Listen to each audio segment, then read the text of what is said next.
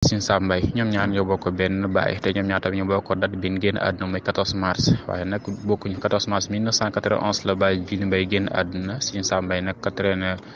Sine Sam Mbaye nag moom mi ngi génn àdduna 14 mars Sine Sam Mbaye nag moom mi ngi génn 14 mars 1998 la génn àdduna Serigne Sam Mbaye nag la ñuy waxtaanee tey Maam Mor Diarra Mbaye moom mooy turam dëgg kon nag Serigne Touba dañ ko tudde mi ngi feeñ jamono 1922 nag Sénégal lu ko fàtte mukk ndax 1922 Serigne Mourtala ci la gënee àdduna Sine Sam Mbaye ci la gënee àdduna maam Abdoulahi Niass di maam Sidi Lamine Ahmad Khalifa Niass ci la génn àdduna maam Alhaji Malick Sy tamit ci la génn àdduna moom Baye Sam Mbaye nag waajuram moo di Ahmadou Mokhtar ñu gën koo xam ci maam Cheikh Mbaye yaayam mooy Soxna Fatou Thiam bi matee dal jàng nag ca Kokki la tàmbale am njàngam ci Serigne Mbaye Touré moo ko jàngal alxuraan ginnaaw bi nag foofu la tàmbale ginnaaw bi ci lay doog a dem Kokki ca Serigne Ahmadou Sakhir Lo ma nga xam ni moom moo sañ ci daara jooju foofu la mokkale alxuraan demoon na Ndar tamit jàng xam-xam moom Sine Sam Mbaye ci ku ñuy wax Serigne Jaxate ca Gendar Serigne Tidiane Niang ak Serigne Ahmed Fall ñoom tamit jàng nañ ko Baye Sam tamit nekkoon na Rufisque fee ca Dakar ginnaaw bi tamit dem na Mauritanie yokk xam-xamam ba ñibbisi am certificat études primaire élémentaire muy CPE boobu nag CFE amu woon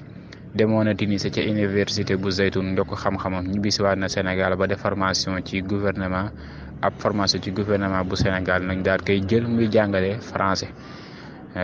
diirub juróomi at nekkoon na tamit surveillant ca collège franco arabe bu Dakar jamono ji moom la ñu woowee collège Serigne Fallou Mbacké ginnaaw bi tamit dem na ca université bu Dakar foofu ca faculté des lettres ak sciences humaines fa la Serigne Sam Mbaye amee nag licence ci wàllum lettres moderne ci français ak arabe ñu tabb ko professeur wala boog professeur ci lycée Blaise Diagne bu Dakar mu fay jàngale littérature arabe nit ku bëri woon xam-xam la ba tax na boobu ñu tabboo nañ ko directeur collège franco arabe ca Dakar mu wéyal am njàngam ginnaaw bi mu amee doctorat ci 3e cycle dundam gépp nag daf ko jeexal ci jàng ak jàngale ginnaaw bi tamit foofu ca waral tamit ñu tabaat ko professeur des lettres ca faculté des lettres ak sciences humaines ci université bu Dakar ginnaaw bi nag ñu fal ko professeur ca lycée Malick Sall ca Louga ba nga xam ne rakkam moo ko tabax moom magi Alhaji Djily Mbaye Baye Sam pour ni dem ci YouTube bi maanaam faa fekk 16000 vidéo fukki junni ak juróom-benn ci YouTube ay audio yu mën a wàññi ci juróom-ñett téeméer ak ñeent fukk ak ñaar yoo xam ne nii amoon na ko ak ay waxtaan ci àdduna bi yàlla nag maye na ko muy mën a wax wolof français ba ci arabe Baye Sam nag ay waxtaanam doon lu am solo ba ci téere Serigne Touba yoo xam ne jot na koo traduit ci français lu moo ni Masalikul Jinaan wala Xuqal Bukaaw wala Tazawudu Zixaar wala Jawharun Nafis ci ndigalul Serigne Abdoulaye la ko defoon xam-xam bu rëy xam-xam bu yaatu la ko yàlla mayoon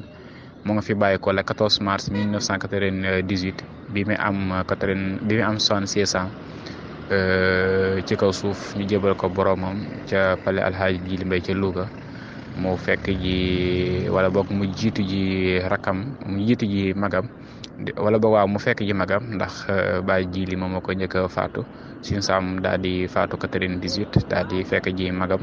yal na leen yàlla yërëm ñoom ñëpp xaal leen àjjana la 14 mars tey jii nag la ñuy fàttali ko ñoom ñaar ñëpp di mag ak rakk yoo xam ne nii